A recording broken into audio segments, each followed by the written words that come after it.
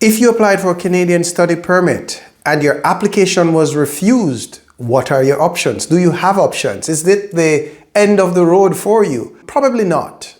You do have options. However, before you explore your options, one of the first things you want to do is try to understand the reason behind the refusal. And then once you're clear on what the real reasons are, then you can plot your path forward.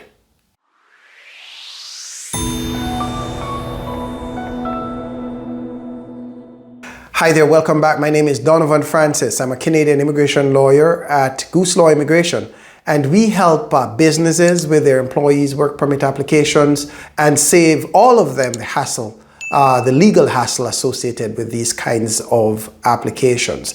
In this video, I wanted to talk to applicants for Canadian study permits whose applications have been refused.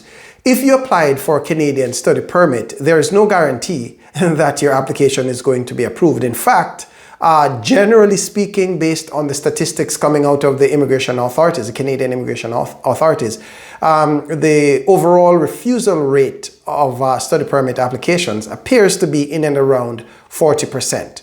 Right? So that's a significant percentage of study permit applications that are actually refused. And so if your application is refused, what are your options? Well, the first thing we like to tell our clients is that before you try to figure out what option is going to be the best option for you, you want to have a clear understanding as to the reasons for the refusal. Okay? If you don't know the reason for the original refusal, then making a decision on, what avenue you're going to take to try to get your application approved is really going to be an exercise in futility. It's like shooting in the dark. You really won't know what issue you're trying to fix. So the first thing you want to do is to try to get and understand the real reasons for the refusal of the application. Now, when an application is refused, the immigration authorities will send you a refusal letter. And the refusal letter will give you what it claims to be the reasons for the refusal. But in truth, those are really just some generic responses that are provided on all of these letters, right? And those responses don't give you a detailed, personalized, application-specific explanation for why your application in particular was refused. However, there is a way to understand the reasons behind the refusal, right? You are able to apply for the office's written notes, right? But those written notes are not provided to you at the time when the application is refused. In fact, previously, it was not at all possible for anybody to get those notes. But for a case that happened at Canada's Supreme Court years ago, a case called R.V. Baker.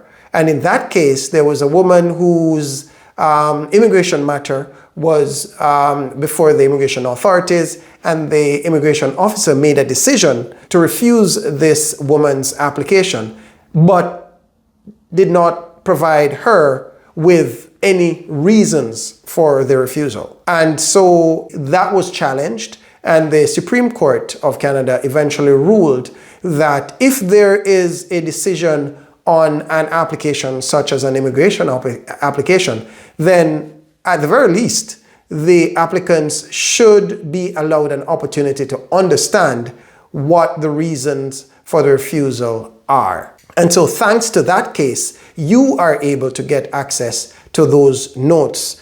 Typically, we make a request through what's called an ATIP request, an Access to Information and Privacy request.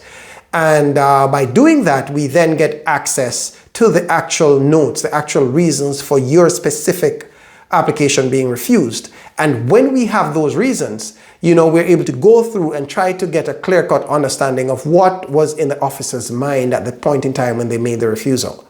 And when we're clear on that, we then make a decision as to how we want to approach your matter. Are we going to refile given that there were obvious gaps in the initial application? Or is it a situation where we should seek a reconsideration, because the officer may have overlooked something and so on?